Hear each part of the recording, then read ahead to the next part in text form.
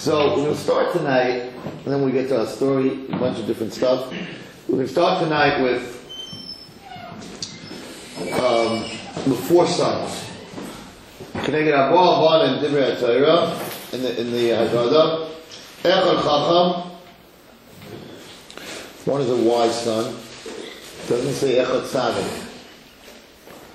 The next word is a Rosh. It should really say Tzadik, not Chacham, right? What's the opposite of a Chacham? Of a Tzadik is a Rosh.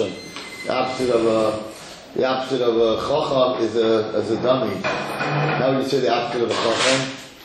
A Shaita. So if you're going to use Chacham, you should use Shaita. If you're going to use Rosh, you should use Tzadik. You guys never asked this question all the years? We did, right? You've asked this question?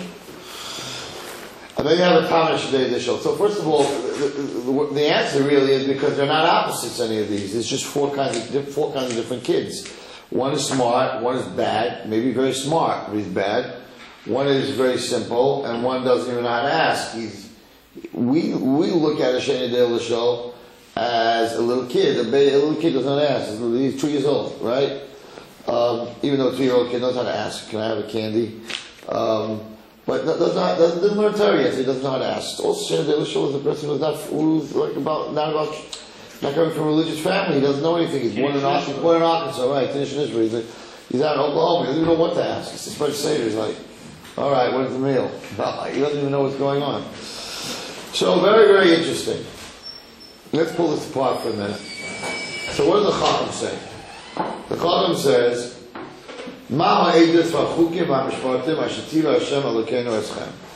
he says, what are the Eidos? Eidos is testimony, right? When you say witness, testimony.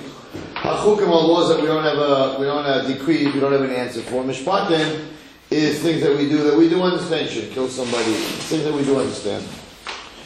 Shouldn't steal. Hashetiva Hashem Elokeinu Eschem. Ba'acha ta'omer le'kilchat ha'pesach, ein mavtim ha'kar pesach ha'pikoman. And so you explain to him all the laws of the Korban Pesach, and you also tell him that you may not eat dessert after the final taste of the Korban Pesach. Okay, tonight the real answer is I didn't really have to spend the time on it, but what we're saying here, who's a Chacham? Number one. A Chacham, a wise person, the person who asks questions. I don't understand why in our generation today, many of our educators get totally they unwind when a kid asks a question. To grow, everything in Yiddishkeit is question. It's a mission to figure out this. A person who's scared to ask questions, if you sit here and I say something and you have a question about what I'm saying and you don't ask it, you're never going to know the answer.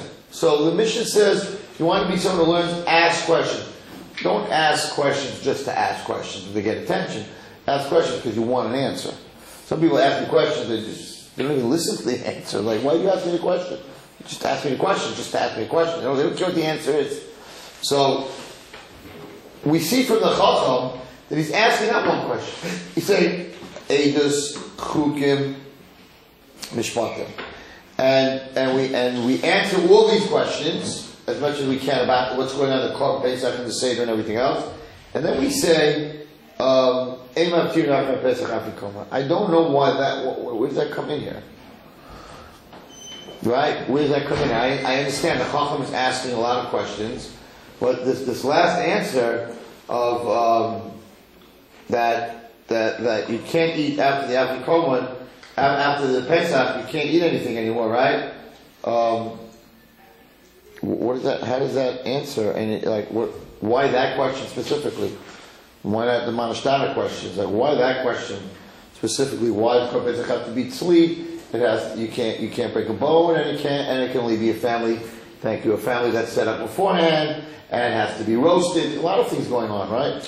So I'm learning this all these years. I didn't get a chance tonight. I wanted to look it up. I didn't get a chance. I hope before I sit by the Seder. What's going on in the second part here? Not only that, you tell him, he'll do Pesach. Good. Maybe.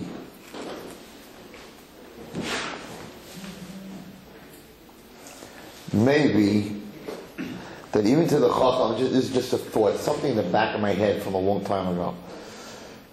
So you're not supposed to, right? You're not supposed to eat dessert after you eat from the Korban Pesach. You're not allowed to eat afterwards, right? Even by us, when we eat Afikoma, which is in memory of the Korban Pesach, you're not allowed to have anything but water, right? Except you're allowed to have the two last cups of wine, but anything else you're not allowed to have. You're allowed to have water, but you're not supposed to eat. So you're supposed to fill yourself up, and the Afikoma is supposed to be the last thing that you eat, and after that, there's nothing else. Yes? I mean, after the whole Seder? You're not supposed to eat that. You're supposed to go to sleep. You're not supposed to eat that, and that's it. So, I remember something in the back of my head that you have to tell the Chacham something. You have to teach him something. Even a guy who asks questions, you have to teach him that sometimes there's no answer. So, what does that mean? That means that after the Korban Pesach, there's no more eating. Sometimes there's just no more. There's no answers. There's no answers, and you have to be able to accept that even a chacham, a person who's very smart, because I find many times that the guys who want to become atheists are guys that have a lot of questions. They're very, very, very smart. When you get down to the basic, there's many proofs of God, and I've taught them, and but at the end of the day, with all the answers, you still have to have a little emunah. Without emunah, you don't need to be here. So at the end of the day, there will be a question that will not have an answer. You have to be able to accept as a human being. You don't have all the answers. Now, who's God's father? Who was here before God?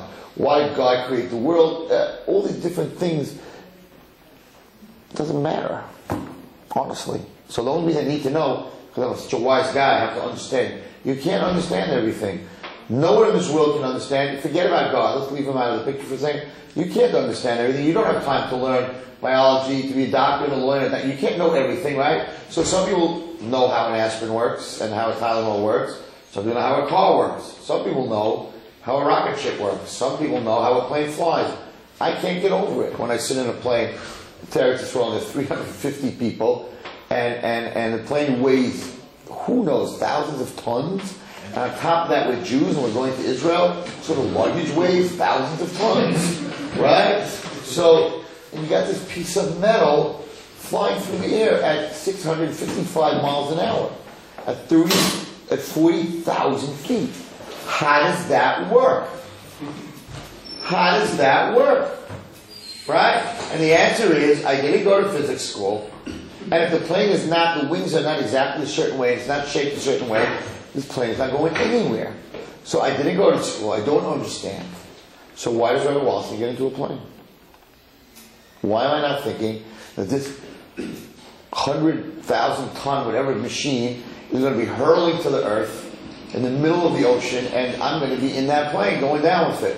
Why does Rabbi Wallerstein get on a plane? Why does any of you get on a plane? There's not one guy in this room. I was just talking to this guy who claims to be an atheist. I said, why do you get into a plane?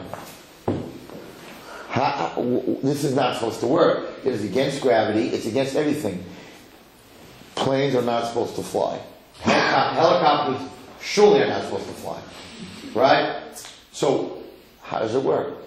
So I don't know how it works. I admit I don't know how it works. I'm fascinated by it, and I don't know how it works.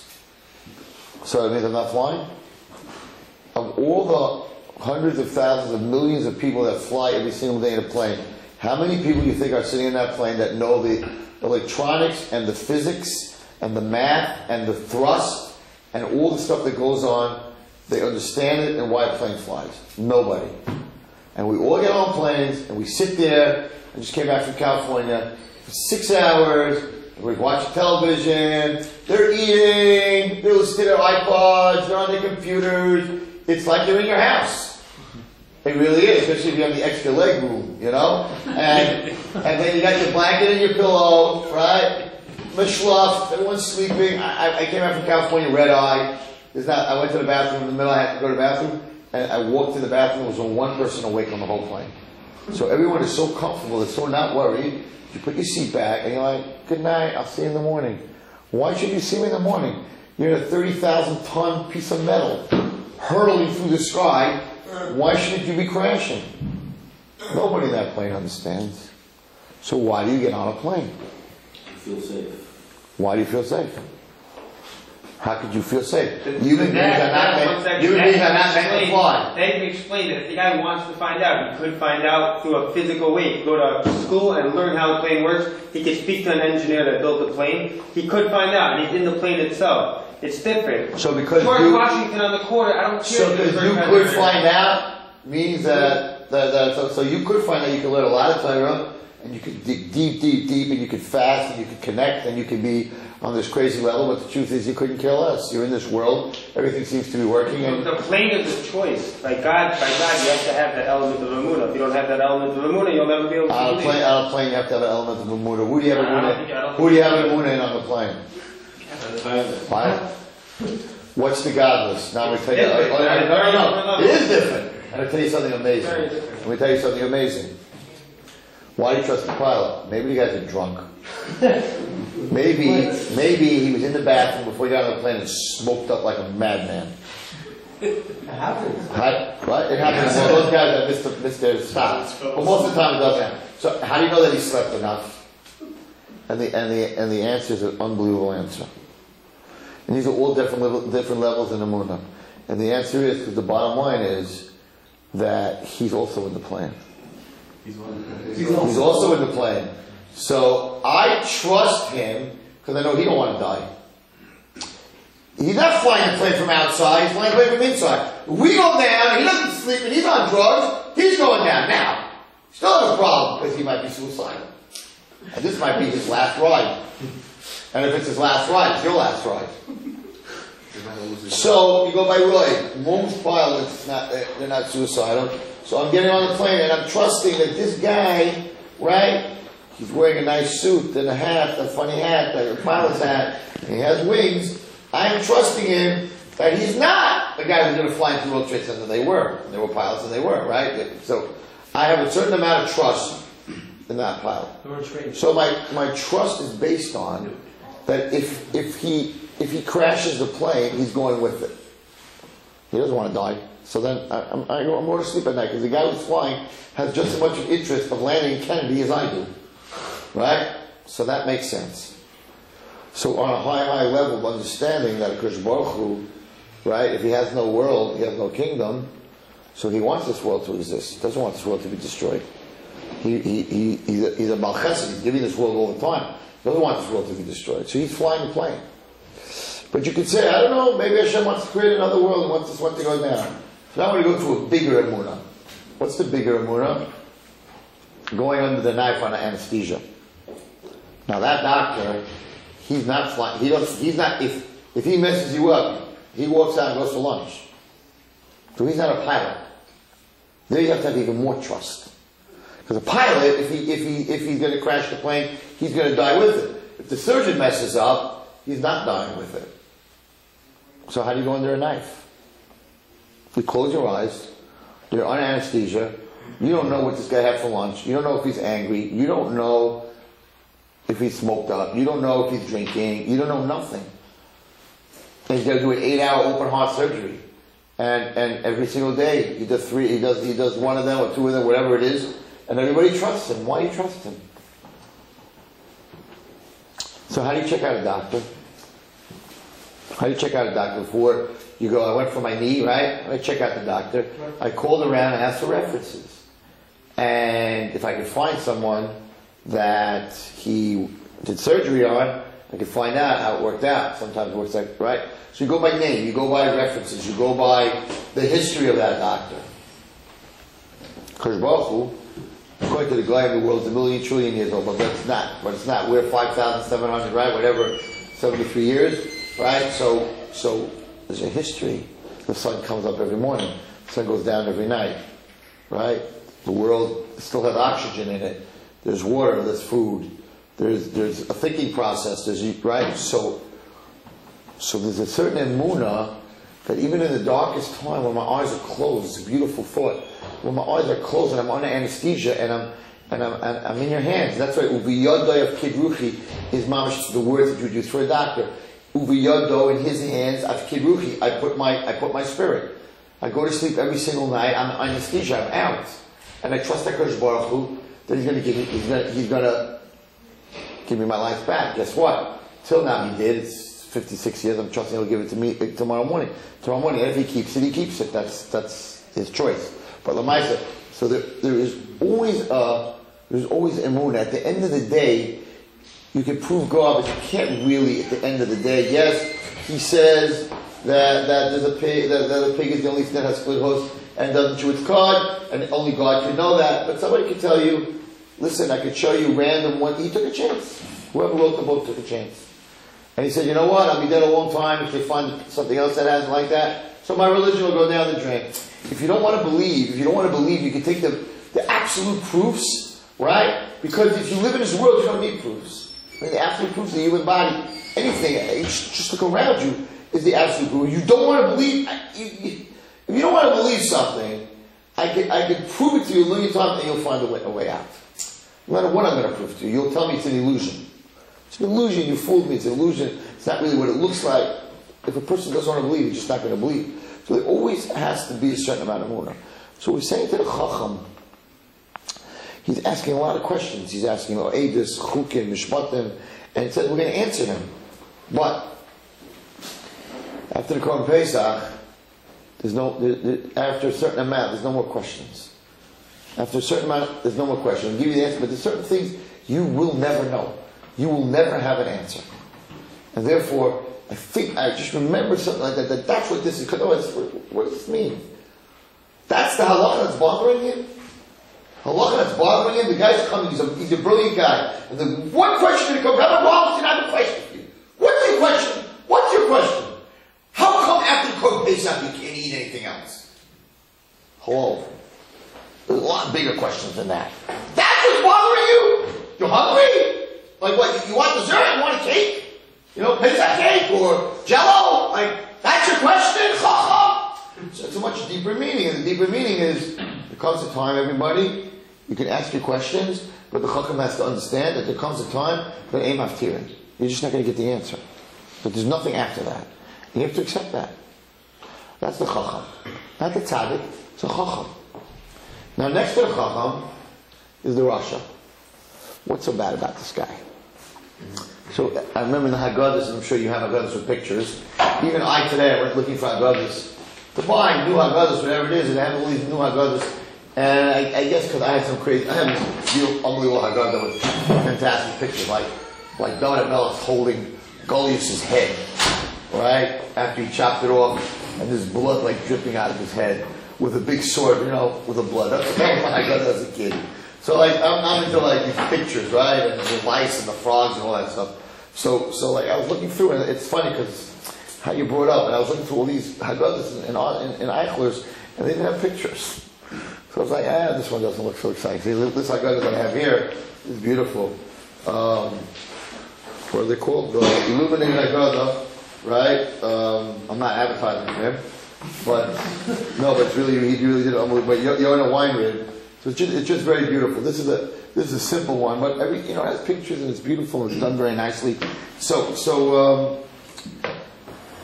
where was that before I got to the pictures of Haggadah? I don't know. Anyway, so the Rasha, what makes him a Rasha? So there's two things. Actually, the Haggadah tells you what makes you a Rasha, but there's something I think that's even much bigger. So what does he say? He says like this: Ma ha'avodah hazois lachem. What is this avodah to you? So the Haggadah jumps on him. Lachem? To you? Below low. In other words, he's saying, hey man, what you doing? What you doing over here? Sitting around a table, talking about God, right? Saying like you're a bunch of free people. You're not a free people. The Jewish nation is persecuted, a lot of people against us.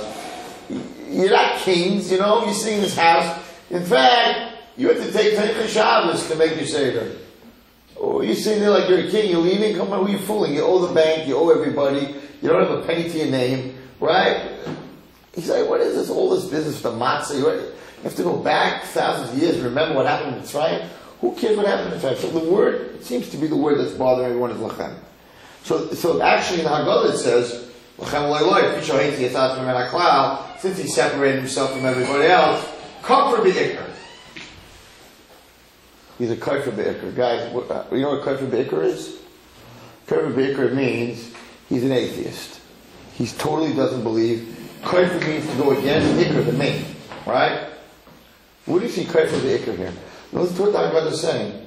Because he takes himself out of the klal, so he's an atheist. How does that make you an atheist?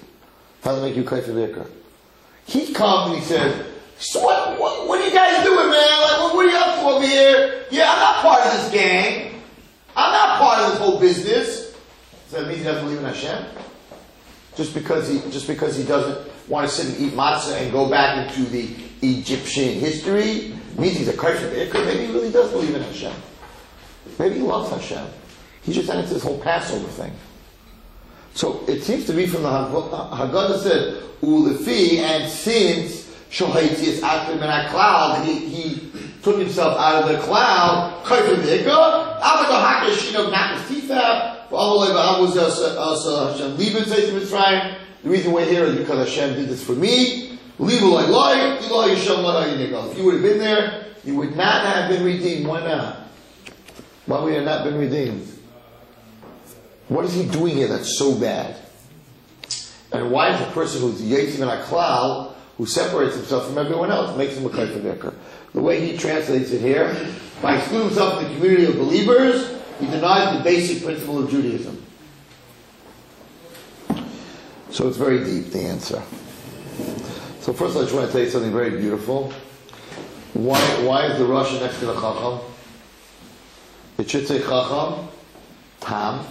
Tam's a guy who just doesn't get it. You got to keep telling him the answer and he keeps forgetting. Mazois, he just says, what is this? Right? Not what is this to you. He doesn't separate himself. He's like, what's going on here? Right? What's going on here? He comes to the table. He doesn't understand what's going on. He says, what's going on here? So he comes after the Rosh and then Shedei Lishol. It should be Chacham, smart guy, Tam, plain guy, Shedei Lishol, guy who doesn't know how to ask, and then a Rosh. If you're going in levels, you have Chacham Tzadi, let's say, you have a Tam, regular guy, not very smart, Shedei Lishol, a guy who doesn't know anything, and then Rosh should be last. Why is he next to the Chacham? Beautiful word. Very beautiful word, and this is so true. I can tell you this from my experience. Why is he next to the Chacham? Because this Rosh next year could be the Chacham. Why? Because he's at the Seder. Someone who comes to the Seder, and even though he's anti, you have to understand something. Someone who's anti can become, I've seen this in my 35 years of teaching, someone who's keneged, who's against, all you need to do is take that hate and turn it into love, you have a superstar. He's got emotions, he's got fire, he's got life. But when you have a kid who's like, we call them the whatever kids, like, yeah, whatever. Right? It's like trying to knock a nail into Jell-O. It just keeps flowing over, keeps flowing over, keeps flowing over. It can't eat, there's nothing there. So most people, there are kids and adults, just not interested. It's like, okay, go through the motion. I'm not interested. It's like, whatever, yeah, put on tefillin, don't put on tefillin, daven, don't daven, who cares? That kid is going to stay right there. The other guy says, I'm not putting on tefillin, I'm never putting on tefillin, take your tefillin and choke yourself with it, I hate you, I hate Jews, I hate it. Right? And he's a Jewish kid, I'm like, I like you. I like you, but if you hate me, that emotion needs to turn, then you're going to love me. I have a much better chance than if you're just a whatever kid, you just couldn't care less. This Russia is coming in. He's angry. He's like, Mom, what is this to you? He's not just a Tom like, what's this? So he's angry. Someone like that we put right next to the Chacham. We don't put him at the end. Put him right next to him. You showed up and here's what to say, right? So we're going to have this fight. Hakashina, but it's an expression. We're going to have this fight. We're going to have this 6 but you know what? Next year, he's a Chacham. Doesn't belong all the way at the end because he came to the Seder. He came to the Seder and he put up his fight. We have a chance for him to be a Chacham. But if the Russia wouldn't show up, then we can never do anything. So a Rosh and a Tzaddik are right next to each other. How do you know that? Anyone know how you know that?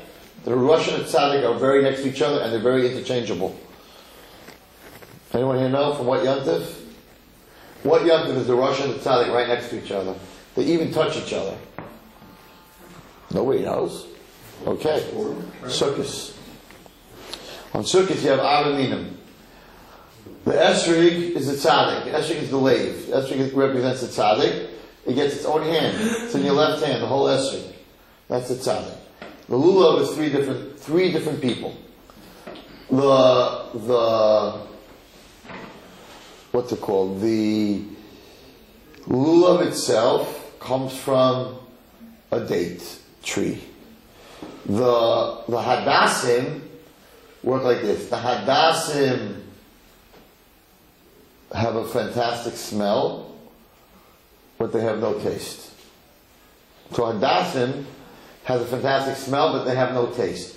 So their chitzonius, right? The chitzonius is very good on the outside, but on the inside, their pneumius is very bitter.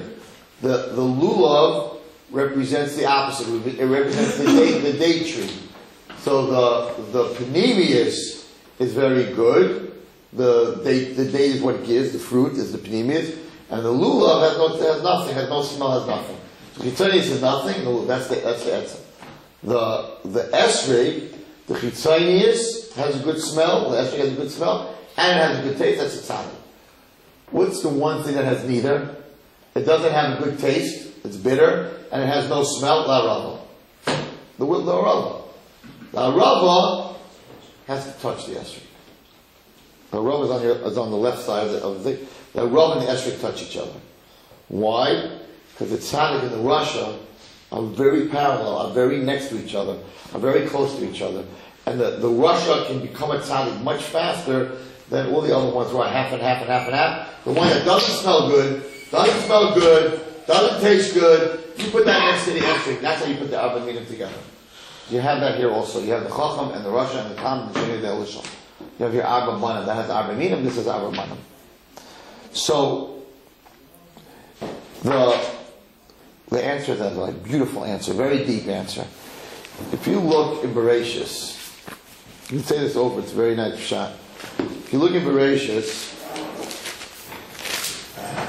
this is for all the single guys, where it says a man should not live alone. Let's see.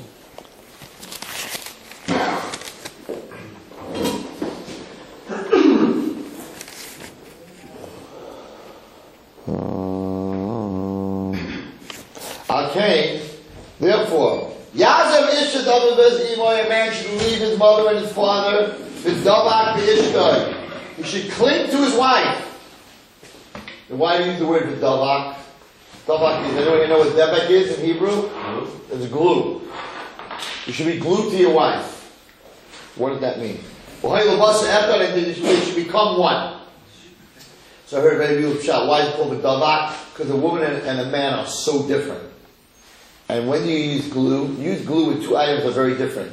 If you want a pen and a piece of glass to stick together, right? You need to use glue. If you want a piece of your shirt got ripped off and you want to connect it back to your shirt, you don't use glue, you sew it back together, you weave it back together. So two items that are the same, you're able to weave together. Two items that are different, you have to glue together. Since a man and a woman are so different, you have to glue them together. What's the devek that glues a man and a woman together? HaKadosh Baruch Hu.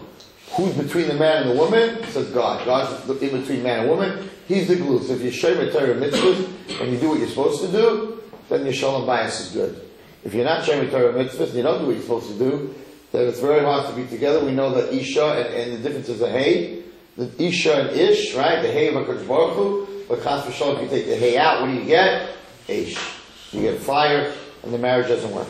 Now, this pasuk, how does anyone in this room understand this? The Davak Ishta, you should be glued to your wife, and you will become one flesh. Two entities can't become one flesh. In fact, how do you know that a man, even though it says man and woman get married, they become one? They don't. How do you know they don't become one? Because they can get divorced. So if they become one, how do you get divorced? You're one being, and you can get divorced. So the answer is that that's not how they become one. They don't come one by getting married, because you can break that, right? Sefer Krisos. It's called a Sefer Krisos. So Rashi explained how they become one. It's a big finish. Most people don't know this. Well, people, yeah, you get married, you become one. Right away, you're physically together, you become one. But it's not true. That's not really what it means. Says Rashi, Lebasa Echad, how do you become one? Havlad, the baby, Noitzer Ayidei Shnehem, is created through the two of them, V'sham Naaseh B'sarim Echad, and that's where they become one. Big chiddush. People don't know this. You don't become one physically when you're together. You become one by having a child.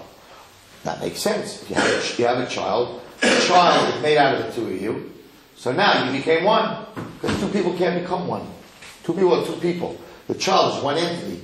So the child, through that one entity, through the consummation of the husband and wife, because you and your wife become one entity that walks the world. That's your child. So listen very carefully to what he says here. So that's how you become one. Now, HaKadosh Baruch Hu had a child, so to say. We are Banim Atam Hashem. Right? We say this in Pirkei Avos, that the Mishnah says in Pirkei Avos that HaKadosh Baruch Hu created the whole world in His image. That was a big chesed. Greater chesed is that He told us that He created us in His image. Greater chesed than that is that Banim Atam Hashem. Greater than that is that He told us that we're Banim Atam Hashem. Greater than that is that He gave us the Torah, which is His greatest present. So we are the Banim of Hashem. We are the Banim of Hashem, and therefore the consummation of HaKadosh Baruch Hu and Klal Yisrael as a nation is our children. And that's why the Jewish nation has a special mitzvah of chinuch. And that's why that is a very special mitzvah the Seder. The Seder is based on 100% our children. We keep them up to the Afikoman, we give them a present. Why do they do that? There's no mitzvah to keep them up. To give them a present for the Afikoman. Besides teaching us that to teach our children when they're very young, that if you search for something, right, there's a present at the end of a person's work. After 120 years, it comes to the next world, there's Gan Eden. And I was just telling some boys today in Yeshiva, Rabbi sent us Yeshiva, I was saying, that as a father, because Baruch was our father, and as a father, I push my grandchildren to look, if I get to hide it, to look for it. Not today, 2 minutes later, no one's looking. In my day, do you understand, we turned the whole place over. We had in Muncie a chute. The chute is a laundry chute. From the third floor, there was a metal thing, you open it, and you drop your laundry down. It went all the way down to the laundry room, which was, right? I almost went down the chute when I was a kid. I thought my father did it in the chute. I was going to go down the chute, slide down the chute, right? 2 floors, probably suffocate to death, right? Baruch Hashem, my brother didn't let me do it. But, right, I went to the washing machine one year. I found that it was in the washing machine. Father hid it in the washing machine. All these crazy different places. It was exciting. But today, the kids sit at the table. I want a we. I want an I. Go look for the Afikoman. I don't have to look for the Afikoman. You're going to get it from me anyway. I know you're going to get it from me anyway. And they're right! It's like, let's just get it over with. Just bring it! Right? Nobody has time. We have to teach our children, you have to look. That's the work. You have to look. Because what's the Afikoman? It's Hashem. You're looking for HaKadosh Baruch Hu. You're looking for the Shekhinah. You're looking for meaning in life. So you get a prize. You find it, you get a prize. What's the godless of a father? See, the kids are not nice. Kids are not as nice as parents. If the kids hide it, they're like, you're not getting it back. Until you either find it, or you give it a present. The father hides it, and the kids are looking for hours and hours, and they don't find it. Finally you say, okay, we can't be here all night. Okay, go bring it to the table. It's there, and there. And they bring it to the table and they're all very sad. Because now they're not getting a prize because they didn't find it. There's not one father, unless there's something very wrong with them, that's going to say, ha! You looked for it for 2 hours and you didn't find it? No presents for anybody. There probably are a few guys like that, but I hope none of your fathers, or you won't be such fathers. Because Baruch was the same thing. If you're looking for him and you can't find him, even though you can't find him, he's going to tell you where he is. He's going to give you the siyata d'shmaya that you should be able to find him. And even if you can't find him, for the looking, you'll get a huge present. What's going to be the present? You're going to be able to find him. Afikoman is very deep. And it used to be something that people spent a lot of time on.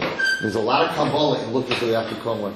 In fact, when you're looking for the Afikoman, you're supposed to have in your head, I'm looking for an Afikoman, but really, Kodesh Baruch Hu, I'm looking for you. As you're looking for it. You really, really looking for you. Hot, cold. You imagine you give me a class in Amunah, you teach your kids about Hashem, and like, you play the hot, cold game, you're getting closer, you're getting more understanding. It's not some, but the reason that it was created was not for Kabbalistic reasons. To keep the kids up. They know it, they're going to get a prize. So they stay up all the way to Shulchan Aruch, otherwise they'd be sleeping after the Manashtara. So it's based on chinuch. It's very much based on chinuch. But Shavuos night's not based on chinuch. It doesn't say you have to stay up with your kids and learn with them all night. Shavuos night, I would think, that's Matan Torah. That's the night you're supposed to. So why is this so important? There's a very interesting Rashi in the Pasha of Tzitzis.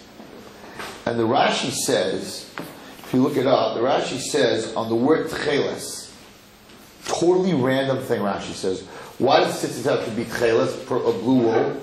Shetichla Bechorim Shebid Mitzrayim. It has to be blue wool because Tichla, the Bechorim, the firstborn of Mitzrayim, were decimated, were destroyed. Okay, it's very nice. The Tcheles, Tichla, same word, but what does one thing have to do with the other? So does anyone here know why you wear Tcheles, why blue wool, why not purple wool, red wool? So Rashi says that the Kisei HaKavod, Hashem's Kisei HaKavod, is made out of sapphire. Blue. It's made out of blue. That's why your sky is blue, and that's why the ocean is blue. Where's the sky get the color blue from? How does it become blue? Where's the blue? So it says that the sky, our sky, is a reflection of the Kisei HaKavod, which in turn reflects onto the water, which makes the water in the ocean look blue. So he says like this: if the consummation of a marriage that makes these two beings become one is children, that is why the last Makkah in Mitzrayim was Makkah B'chayros. Really, the Makkah in Mitzrayim should have been, Hashem should have killed everyone over 15, anyone who could fight, anyone who was a warrior, right? So that we wouldn't even need Kriyas Samsov. There would have been no warriors left. Why specifically the B'char? He says because the consummation of a marriage is the firstborn child. The Mitzrim were married to their Avodah Zarah. They and their Avodah Zarah were like one. They were the biggest idol worshippers that were ever. So HaKadosh Baruch Hu said, I am going to destroy their oneness. Their oneness came between them and their idols. And then they had children, so that was their oneness Hashem destroyed. Hashem said, my oneness is the B'char of Klal Yisrael. That's what makes me one. Klal Yisrael and me, Chassan and Kala, and then we had the B'nai Yisrael, the children. And that is the consummation of the marriage. So listen to this beautiful vart. Now let's go back. Well, and that's also about why Tcheles Shetichla Mitzrayim, because the reflection of HaKadosh Baruch Hu, that the whole world, the oceans and the Rikiah, it's all God, it's all the reflection of God. We wear our tzitzis to remember that HaKadosh Baruch Hu is everywhere and anywhere, and He's Echad. So the destruction of the anti that God is one and the only one, were the Mitzrayim, because they believed in Avodah Zarah. So Tcheles Shetichla, HaKadosh Baruch Hu had to destroy all the B'chayim. But that answers this beautiful pshat on the Rasha. Because listen carefully. If I'm the child of God, and you're not my brother, and you separate yourself from me, from the cloud, from Klal Yisrael would consider the child of God, you're not one of those children, then you're not part of the consummation, then you would not have been saved. You're not part of the echad that came from the consummation of HaKadosh Baruch Hu and Klal Yisrael. So the minute he said, I'm not your brother, I'm not one of you, I'm different, I'm from a different family, then you wouldn't have been saved. And we got to knock out his teeth, he's got to stop talking like that. Because as long as he's talking like that, then HaKadosh Baruch Hu is not his God, and he's totally lost from this family, and he has nothing to do with this consummation, to become one, and then he would have never left Mitzrayim. So the leaving himself out of the cloud, it's sort of like this. It's sort of, if you, I forgot, it was in Avinu Malkeinu, that if you're not my brother, then Hashem is not my father. Because if Hashem is your father and you're not my brother, it means Hashem's not my father. Because if Hashem's your father, then I would have to be your brother for Hashem to be my father. So when you exclude another Jew, right, when you cut away from another Jew, you're saying, we're not brothers, man, we're not brothers. So we're not brothers, and Hashem's your father, Hashem can't be my father. We cannot, if we're not brothers, that means that God can't be both our fathers. Otherwise we'd be brothers, at least half brothers, however you want to look at it. So over here, when he excludes himself from Klal Yisrael, he's excluding himself from that whole marriage that we spoke about 2 weeks ago. That whole marriage between Hashem and us, Pesach night, he's excluding himself. He's excluded from that. You're not part of the family. Have a good day. You would never gotten out of Mitzrayim. That's his problem. That's one of his problems. There's a very big problem in his questioning. Because on Maisa, the Chacham says, Ashetiva Hashem Elokeinu Eschem. The biggest part of his problem is the second word in his question. So the Chacham's asking, I'd like to know more details. Again, if you're really interested in how a plane flies, you're going to ask questions, right? You'll ask the pilot at least a couple of questions, like, what's that dial? What's that dial? Like, what automatic mean? You can ask him a couple of questions. So the Chacham, he's asking questions. The Tam is just asking questions. Mazoyos. Right? He's saying, what's this? The Sheni Adishah, you have to help him. You have to open up for him. The Russia is using a terrible word, especially on Pesach night. He's saying, Ma ha'avoida hazois lechem. What is this work? He's not asking, what is this? He's not asking, explain to me the mitzvahs. I don't believe in this. He's saying, what you Jews are doing is avoida. Who does avoida, everybody? Slaves. You guys are still slaves, man. And I've heard this. You may not be slaves to Egyptians, but you're slaves to God. You're still slaves. So he uses the word ma'avoida hazos.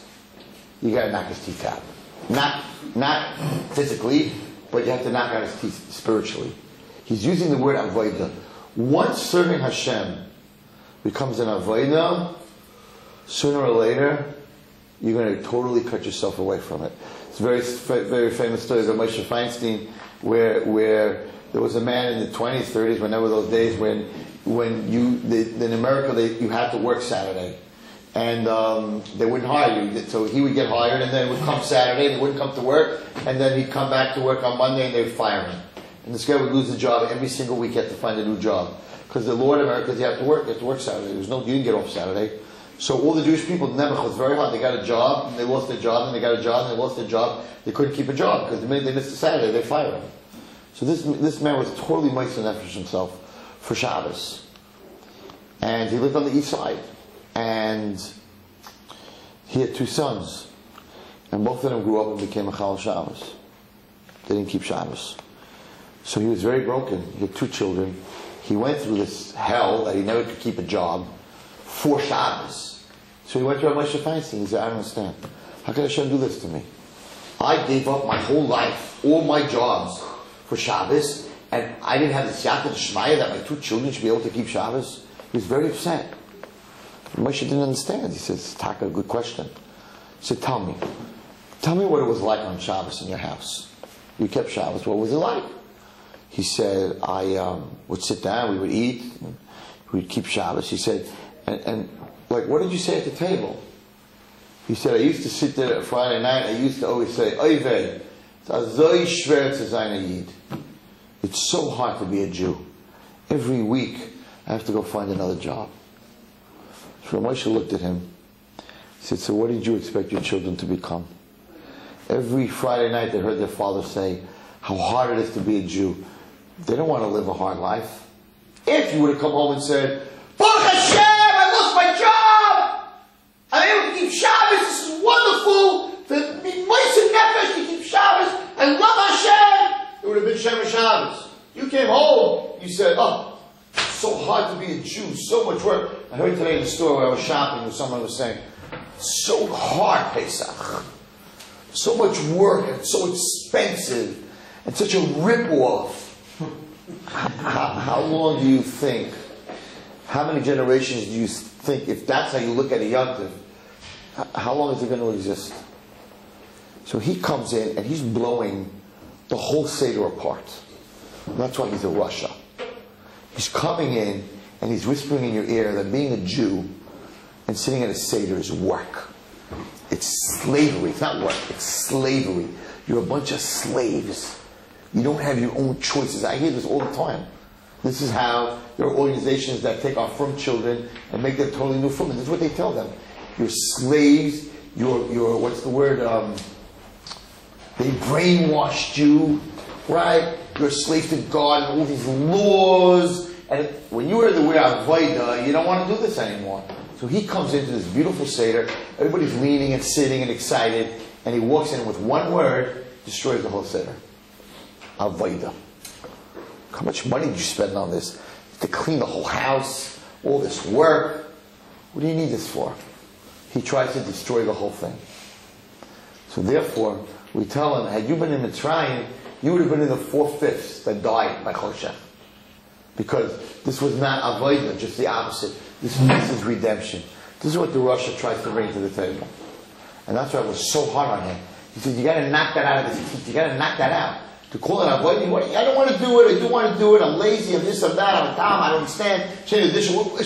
Whatever. When a guy walks in and says, you're a slave to God, this whole thing, this whole religion, it's forced on you. There's all the time from people who work in religious homes. Forced on you, what do you need this for? Yeah, that will break a guy who's the most religious guy. Because we don't want to be slaves. That's what he comes into the table, that's what he tries to bring.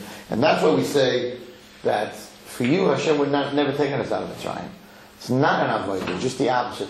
And it isn't. You sit by that Seder, if you're going to feel that, you're sitting there and it's, I can't stay up, and I don't want to talk, I don't want to do this, I just want to get to eat, I just want to go to sleep. It's an avodah. You get engaged to a girl, it's not an avodah to talk to her. You can't get you off the phone. You run up 1,000,000 minutes. You got to talk to her every 5 minutes. And you hang up first. No, you hang up first. No, you hang up first. And it goes from 1 o'clock to 4 o'clock. But I don't want to hang up. But you hang up first. And then if you hang up first, you go back. Now you're going to have to hang up first. Because I hung up first. Like 2 little kids. You're 25-year-old, you talk like 2 little kids. Because you're in love with someone. And it's not an avodah. Nobody would ever, if you're engaged, and the engagement is an avodah, then you need to come talk to me. Because, no, I'm serious, because then your marriage is not going to work. Engagement is an avodah. If you feel like a slave, you're not even married yet, and you feel like a slave, you're in big trouble. At least by then you have to be excited during the engagement, you have to be excited. So over here, we're sitting tonight, and we're celebrating the engagement of Baruch Hu, and this guy walks in, he says, ugh, avodah, look at all of you. Look, ball and chain, look at you all sitting there, you religious Jews. Look at you.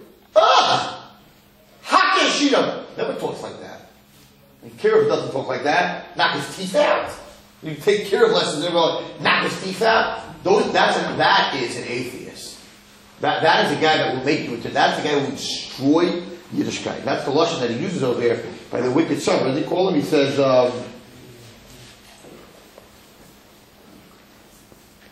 he denies the basic principle of Judaism.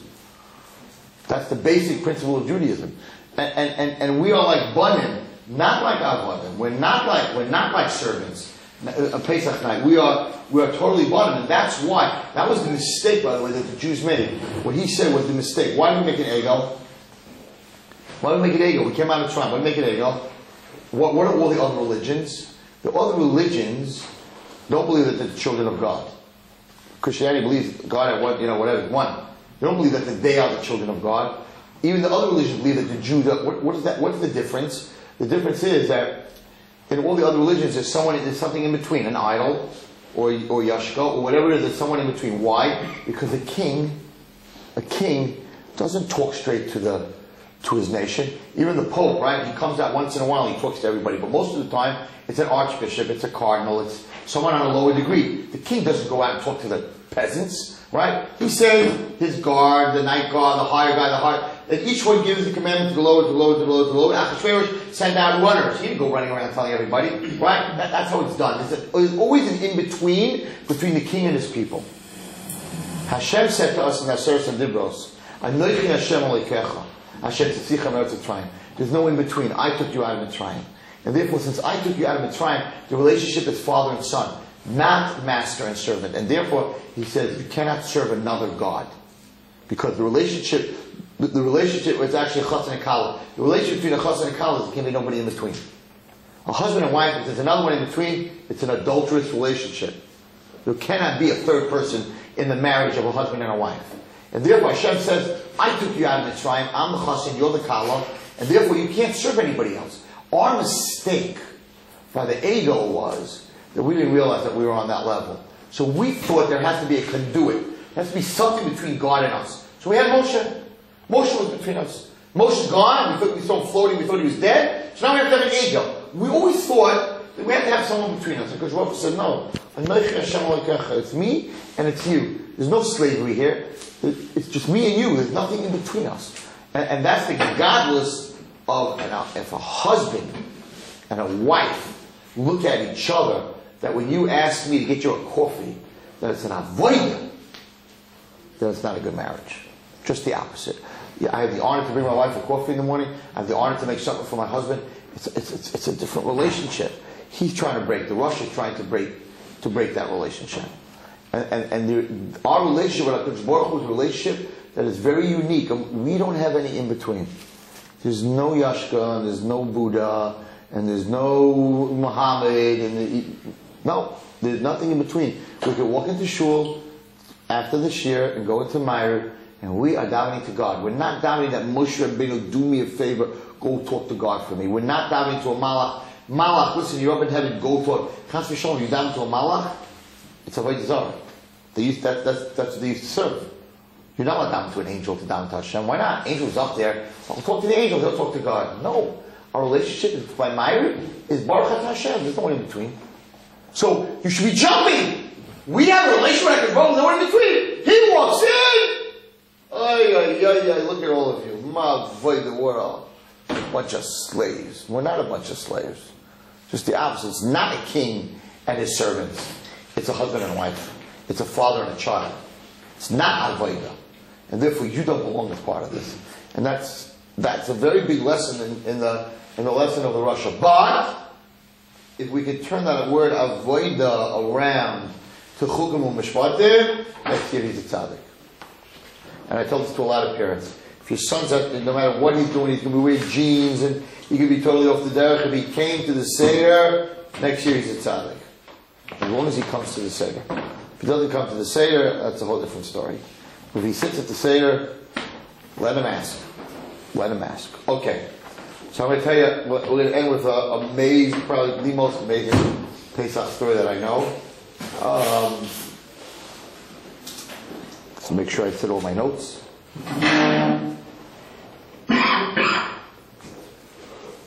I did. Okay. So stories like this is for everybody who's watching Torah anytime and listening to Kol HaLashon. This is a must story that you must say at the Seder table for everybody. It's a very deep story, and I'm going to say it very fast. It'll take me 45 minutes. I'm going to do it in 10 or 8 or less. The story goes like this. There was a king and a queen, and they were the head of their country, and they were unbelievable. Everybody loved them. Under their rulership, the country flourished. It was peaceful. Everything was great. The problem was they had no children. And the people of the country knew that if this king and queen don't have children, that the bloodline, the royal line will stop, and who knows who's going to take over. And they were praying very hard for the king and queen that she should get pregnant, that she should have a child, so there would be a continuation of this beautiful kingdom that existed. But there were a group of people who wanted to take over the kingdom, bad to the bone, bad people, and they were hoping that she would not have a child. Anyway, after a few years of praying, she became pregnant. And she had a child. And this child, of course, being born a boy, a new prince, a child that's going to continue the lifeline of the king and queen, the parties were totally out of control. They made a huge party.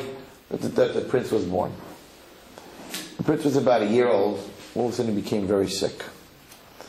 And every doctor would come and give him his medicine, and it just got worse and worse and worse and worse, until finally this child, the prince, the future, the dream of the whole country, fell into a deep coma. And the king and queen were very broken. They only had one child, and they knew it was a miracle child, and they were totally broken, and they brought in doctors and surgeons and the best, and they just could not find the source of his fever and his coma, and his kid was dying. And the king sent out a letter across the country. If anyone can find a doctor, he'll be rewarded. If anyone is a doctor, everybody came, they tried, nobody helped. All of a sudden this man walks in, and he turns to the king and he says, there's a very old hermit, a man that lives by himself in the woods. And all the uncivilized people, barbarians that live in the woods, they don't come into civilization at all. Whenever their children are sick, he's called the medicine man. They go to him, and he has roots and all kinds of prehistoric medicines that he uses, and they seem to work. Maybe if the king sends some soldiers, and you bring him in from the forest, maybe he could help the prince. So the king's like, so what are you waiting for? Get him here now! So he sends out these soldiers, and they go into the woods, and they ask the people of the woods, the savages, where this medicine man lives. He lives up in a mountain, very hard to get to. They come up to the mountain, tell you very fast, and they see this broken down hut with some smoke coming out of it, and they realize this must be where he lives, and they knock on the door. This old man comes walking out with, he's dressed sort of in leaves and stuff that you really couldn't tell. He fits right into the forest. And he comes in and says, what do you want? And they're like, the prince is dying, and we heard that you're the medicine man. Maybe you could come to help us. And he says, but you're civilized. You don't go by my medicine. And they're like, they've tried everything and nothing is working. The prince, he's such a beautiful little boy, and the king and queen, they're so good. They're so good to the whole nation. We know you live in the woods, you have nothing to do with them, but it would be amazing if you maybe could help our prince. He looks at them, he says, the truth is that I know the king and queen. I've been living here a very long time. And the people that come into the forest speak very highly of them. Give me 10 minutes, I'll come with you. So he takes his medicine bag, and he gets on his old donkey or horse, whatever it is, and he goes with these soldiers, and he comes to the palace. Of course, all the big shot doctors and everyone, they see this guy walk in with, like, dressed in weeds and whatever, he's dressed in, rags and whatever it is, and he comes walking in, and the king and queen look at him, and they're like, okay. He says, let me see the child. They bring him into the prince's room, big bed with posters and everything, and he looks at the kid, he's ashen white, gray, his mama's on his deathbed. And he looks at the king and queen and he says, I need 2 days, everybody out of the room. It's going to be me and the child. And all the doctors are like, no, you're the kook. You can't leave him with the child, they'll kill the child.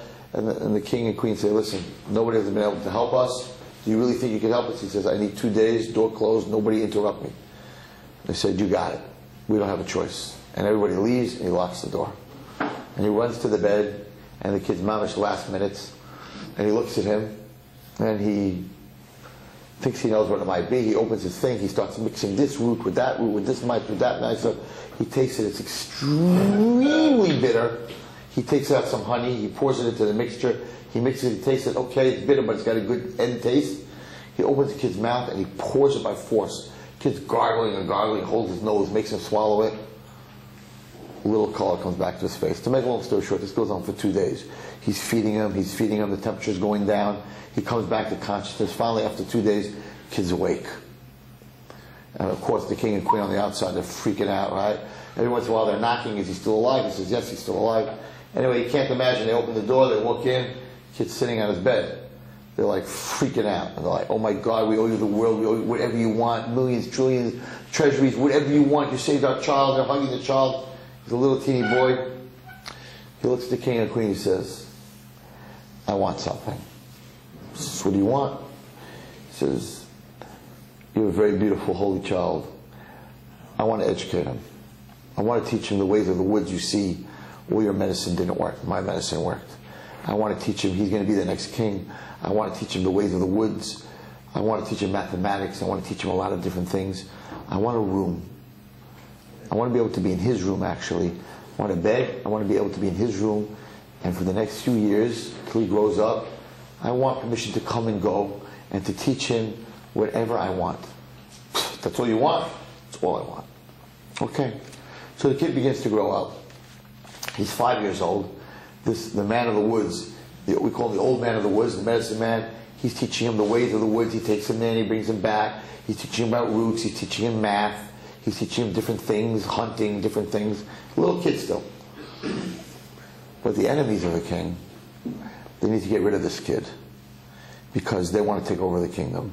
One night, in the middle of the night, they're really fast, they climb up the window. Everything was, there was no big security because everybody loved each other. No one knew about these guys. They climb up the window of the prince's room. They come in, they put chloroform, knock him out, and they grab him and they kidnap him. As they're kidnapping him, the old man is sitting in the corner of the room, realizing they're very well armed. If he's going to say something, they'll kill the kid and kill him. He follows them. He's a man of the woods. He follows them. They get onto a ship. By the way, this one day will be a huge play. No, I'm talking seriously. We're in the middle of working on this. It's a fantastic story. And they get onto the ship, and there are a bunch of pirates. And he sneaks onto the ship with them, and they tie this kid and they put him on the bottom of the ship. And what are they doing? They don't want ransom. They're going to the West Indies. They're going to sell him as a slave. As a slave. So they go to the West Indies. It's a long, long trip, a year. It's a long, long trip. The whole time he's hiding. They don't know that he's there. They come to the West Indies, the big slave trade. They bring this kid out, and people start auctioning, buying a white slave. And there's this one man there who has a son exactly the same age as this boy. Now maybe he's 6 years old, right? And he says, it would be great, I'll buy this kid as a friend. His son was a nasty, miserable person. So I'll buy this kid as a friend for my son. Perfect. He gives a crazy amount of money, he buys the kid. Takes him to his big, huge mansion, and he tells his son, guess what I brought home to you as a present today? He says, what? He says, I brought you a friend. Really? So he's very thankful.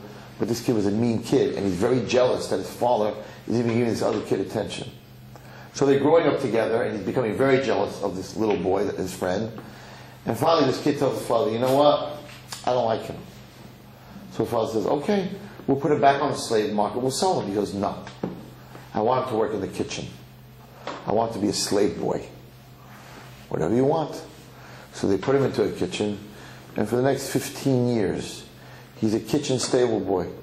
He works in the kitchen, he's in rags, he works hard all day like a meshugano. And this other boy is so happy watching him being beat by the other kitchen workers who are all lowlifes, filthy, no shower, living in a shack at the edge of this guy's castle, like treated like totally, forgot totally that he was ever a prince, a slave mind, like just totally a different person than he was. The old man was watching everything. But it's not time to interfere. One day, this boy, the friend of the kid that was kidnapped, comes to his father and says, Dad, you know, there's a woman that works in the kitchen. His father says, you mean Olga? He goes, yeah. He goes, yeah. He says, you know that boy that you remember that you brought for me to be as a friend? I want you to force him to marry her. And the father's like, listen, it's bad enough what I've done to him the last 15 years. She's 900 pounds. She hasn't taken a shower in 4 years. She has no teeth. She beats and slaps everyone around. I can't do this to him.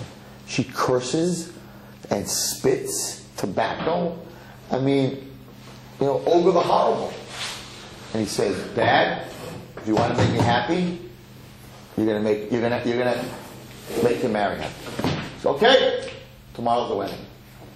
So they go tell this boy that he's gonna marry her. He's totally broken. Can I marry this person? He's sitting on his bed that night. The next day he's getting married, and he's crying.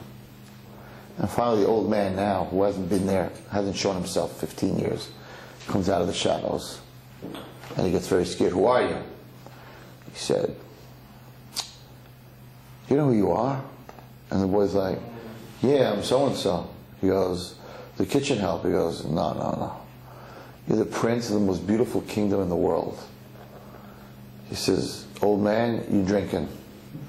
I'm a slave boy. He says, no, you were kidnapped as a little boy. And you forgot who you are. But I've been watching you since then. He's like, old man, I have a long day tomorrow. For the rest of my life, I'm marrying this Olga. Please get out of my life. Get out of my room.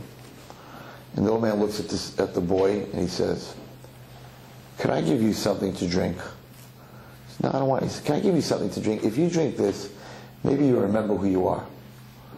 So the boy says, how do I know it's not poison? He says, hey, I saw Olga. You should be hoping it might be poison.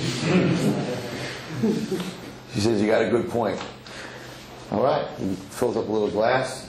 He gives it to him. He knocks it back. He says, ooh, that stuff is very bitter.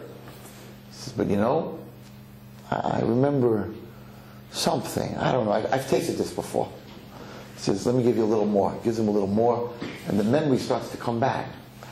And he says, I remember drinking this, and I was this huge bed, and it had a canopy on it. He's like, do you think a slave boy slept in such a bed? And then he continues to drink, and he says, you know, I remember this man and this woman that were looking at me, and he starts to tell them, he's like, your parents, anyway, this is going on a whole night, they're talking, and he's beginning to remember everything. He goes, now it's time to escape. I prepared this a long time ago, but you weren't ready. Now we got to get out of here. And they slip down the window, and there's a boat, and I'm going to get to whole Misa, and they escape. And they come to the land, the country where he came from. And they get out of the boat, and the country's totally different. It's in shambles. Everything is dark. All the people are walking around with their heads down. And the old man turns to the people, and the people they meet, and they're like, why is everyone walking around like this? And they're like, are you kidding me? We had the most beautiful little prince that was going to take over our kingdom, and now the king and queen are old and bent over and depressed, and soon they're going to die, and it's going to get really bad here. And the old man says, where's the king and queen? And like, they're in the castle. So he comes into the castle with this boy, young man. And of course, by this point, he cleaned them up. And they walk in, and the king and queen are sitting there, and their heads are down. And the old man says, king and queen, pick up your head. Your son is back. And they don't pick up their head. And they're like, thousands of boys have come and claimed to be our son. We know he's dead. And the old man says to the king, if you just look at him once, you'll know that he's your son. And the king picks up his head, and he looks at this 23, now 24-year-old boy, and he says to the queen, oh my God, it's him. And he says to the old man, how do they know it's me? And they're like, look at your father's face. You look exactly alike. The Kachoya, and of course, the whole kingdom changes. They clean up everything. They make a big party, and they live happily ever after. And Wallerstein, why are you telling us this story? Fairy tale. This is the story of Pesach. HaKadosh Baruch Hu had a world that until Avraham Avinu came, there was nobody to continue. Everybody was Oivdei Avodah Zarah.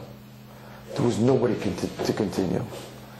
And Avraham and Yitzchak and Yaakov and Klal Yisrael went into Mitzrayim, Shivin Nefesh.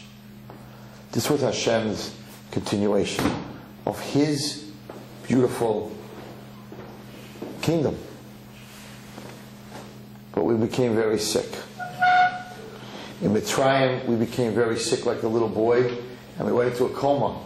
And we hit the 49th level of Tumah. And nobody could get us out. Moshe Rabbeinu couldn't get us out. Aaron HaKohen couldn't get us out. The Shivim Zikanim couldn't get us out. We were very sick in a coma. And the old man, the medicine man, which is Hashem, came to Klal Yisrael and said, you want to get out? You have to eat matzah, maror, and korban Pesach. Bitter, korban Pesach, with matzah. And if you eat those three things together, put blood on your doorposts, you will heal and you will leave Mitzrayim. And that's when the little boy got better. We ate matzah, we ate Korban Pesach, and we ate maror. And Klal Yisrael marched to Matan Torah. We were on a level of Adam Harishon. We were wearing 2 crowns. We were better. We were healthy. The old man was teaching us the ways of the Torah. Kadosh Baruch Hu. And then we got kidnapped. And we got taken into Golus after the destruction of the Beis HaMikdash. And the Goyim said, ooh, we have a friend. They're part of us. But then the Goyim said, no. We're going to put them through Spanish Inquisition and a Holocaust and all the other things that Klal Yisrael went through, and we're going to watch them forget about who they are. And today we have totally forgotten who we are. We're assimilated. We're into movies. We're into iPods. We're into Facebooks. We're into all the physical things in the world. We have totally forgotten that we were born to the King, that we are Banim Atem LaHashem, and we are in the kitchen with the Olgas. That's where we are. We're with all of them. We're in the Hollywoods. We're in all their garbage. We've totally forgotten that there was once a Klal Yisrael, a Yetzias Mitzrayim, a Kriyas Yamsuf. Totally forgotten. We are kitchen help. We're all kitchen help today. That's all we are. Because Baruch Hu's waiting and watching. And HaKadosh Baruch Hu comes on Pesach and he tells all of us, you're malachim, you're kings, you're free, lean, dip, take out all your silver. And we're like, are you kidding? Kings, persecuted, you have a little piece of land, the whole world wants to take it off. We wear a yarmulke, everybody wants to knock it off. They could, they'd kill us all again. Kings, free. We're free. We're free. You can't get on a plane to go to half the world. We're not free. I want to do business in certain parts of the world. They tell me you can't go there. Crazy? They'll kill you. Even to go to Turkey today is dangerous. We're not free. So are you kidding us, Hashem? So the old man, the medicine man, comes by the Seder and he says, sit, lean. Tzaddikim v'Torah, we're wearing crowns. Wow, what a night. And we're like, what are you talking about? So HaKadosh Baruch Hu says, matzah. Eat some matzah. The neshama, you think you're a servant in the kitchen? Eat some matzah, eat some maror. And the neshama, we sit and we eat that matzah, that kizayis matzah, and it goes into our bodies, and the neshama's like, I once ate this before. Somewhere. This is not the first time that I feel matzah. Somewhere I had this before. Give them more matzah. Eat some more matzah. And the memory starts to come back. Yeah, we were Mitzrayim. In the middle of the night. Korban Pesach, I remember that. I remember marching out. I remember the matzah on my back. I remember standing by Har Sinai. I remember the Beis HaMikdash. All the neshamas from about all of these things. That's what happens Pesach night. And we come back to HaKadosh Baruch Hu and we say, look at us. HaKadosh Baruch Hu, your children. Look at us. L'shana haba b'nei chayrim. Next year we should be free. We should be back to the kingdom that we were. Hashta amdei. Right now we're servants in the kitchen, HaKadosh Baruch Hu. Old man, HaKadosh Baruch Hu, come get us. Come bring us back to where we used to be. L'shana haba b'nei chayrim. L'shana haba b'Yushalayim habnuya. That's what the Pesach Seder is all about. And that's why we eat matzah. Matzah is called the lechem b'nei menusa, the bread of emunah. Without emunah, there's nothing. And that's why matzah is white. Because matzah represents the skeleton of the body. And the blood of the body is represented by the four kaisos, and the breath of the body is represented by Sipri Tzias Mitzrayim. So by the Seder we build a person. The blood is the four cups. The matzah is the bones, is the skeleton, and the ear, the breath, is the Sipri Tzias Mitzrayim. Matzah is called emunah. The Zohar calls it the bread of emunah. If you don't have emunah, you can't build a body. Without the skeleton, there is no body. How do you know if it's a human corpse or not a human corpse? By looking at the skeleton that you find. If you would take the organs of a human without the skeleton, it's just a heap of organs. We have no idea. It could be an animal, a moose, a cow. It could be anybody. It could be any liver. It could be anything. There's no body. The body is built, right, like a car. It's built on the skeleton. You put on the organs and the veins and the sinews and then the skin, and you build the body. But without the inside of the body, it's just a pile of mush. So you can't build anything by the Seder without the matzah. The matzah is the basis. And that's why it says in Kabbalah that your Seder plate, you have your three matzahs, right? Kohen Levi Yisrael. And then above it you have the world. The round world.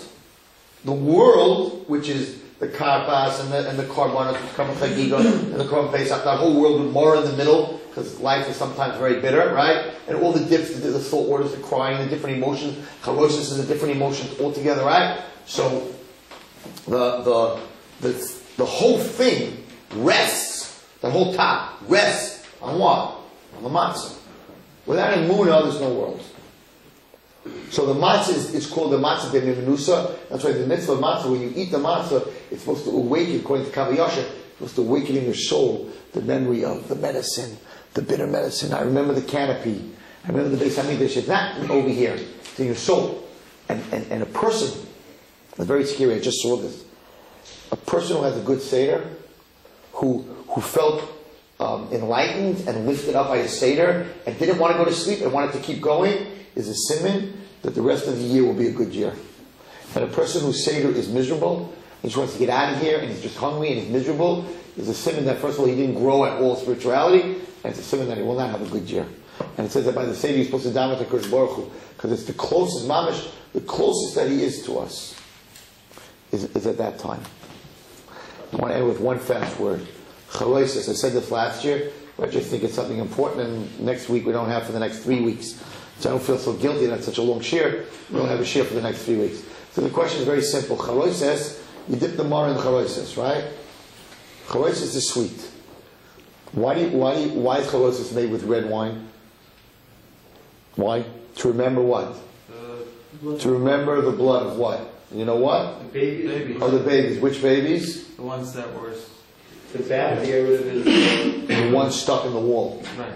When you ran out, when the Jews ran out of bricks, they made them take the children and stick the child instead of the brick, and they died in the wall. We know famous Moshe Rabbeinu had pity, took one out, and that guy ended up doing like very bad things.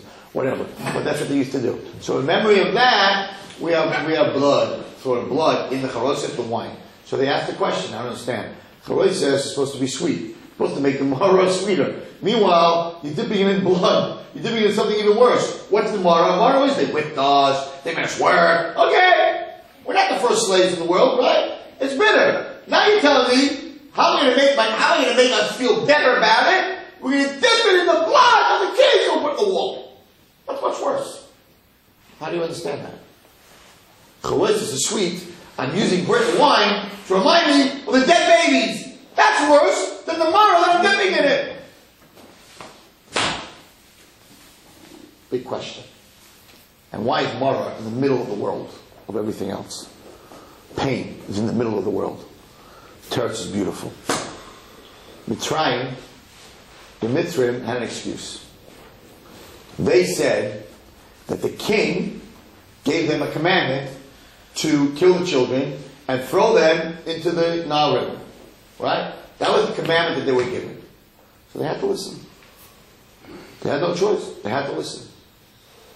So HaKadosh Baruch Hu could not punish, I forgot the exact terms that I gave last year, but HaKadosh Baruch Hu could not punish the Mitzrayim. So the Malach of the Mitzrayim came in front of God and said, you can't wipe out my whole nation. They will listen to the king. And the king gave them a commandment to kill the children. And therefore, they have to listen to the king. Now, you can say to me, you don't have to listen, right? So it's a very interesting halacha. Now remember, the halacha is like this. If someone comes over to you and says, I'm going to kill you, unless you kill him. What's the halacha? You have to let yourself be killed. 3 things, right? Adultery, and serving idols, and killing somebody else. So if I walk over to Reuven and say, Reuven, if you don't kill Shimon, I'm going to shoot you, Reuven has to let himself be shot. That's the law. But what happens if Reuven can't? He can't. He doesn't want to die, so he shoots. So he says, okay, and he shoots Shimon. Is Reuven Chaim Misa? No. He should have died for Shimon. But since his life was in danger, and he didn't want to die, and he killed Shimon, halacha is you cannot punish him. So, l'chachila, he should have died, but if he didn't die to save his own life, we cannot kill him. So the malach, it's beautiful pshat. I saw this last year. The malach of Mitzrayim came to Hashem and said, listen, you want to kill my Mitzrayim. Why? Because they killed Mida Keneged Mida. They killed the Jewish children. They drowned the Jewish children. So now you want to drown them in the Yamsuf. You can't, Hashem. It's your law. Your law is, the king of Mitzrayim, Paro said, if you don't throw the Jews in, I'm throwing you in. So you're right. They should have died and let the Jewish kids live. But they didn't. Halakha is you can't punish them. It's your law. You can't punish them because their life was in danger. So how could you now drown my whole nation? So it says in the Medrash, but Kosh Baruch Hu had no answer, and Hashem was going to say, let the Mitzvah go for the Yamsuf. The Medrash says that the Malach Michal came running up to Shemayim, took a baby, threw it on the floor in front of the Kisei HaKavod. Hashem said, what's that? And the Malach said, I went down to the tribe, I got this baby out of the wall. The Mitzrayim had babies in the wall when there was no bricks. I got this baby out of the wall. Take a look in the Torah. Anyway, did Paro tell his Egyptians, yes, he told them to throw the kids into the water. Did he tell any of the Egyptians that if they run out of bricks, use kids? No. That the Mitzrayim did on their own. Hashem said, they weren't commanded to do this, they did this on their own. It's a Xer in front of me, wipe them all out. So the blood of the children that were put in the walls was the reason Klal Yisrael was saved and the Mitzrayim were destroyed. And that's why it's in the Charoises. Because even though it's bittersweet, because it was the children, but because of that, you take the Gemara and you dip it in the Charoises. Why do you dip it in the Charoises? To teach you that sometimes things that are very bitter and sometimes things that look very bad end up being the best things for you.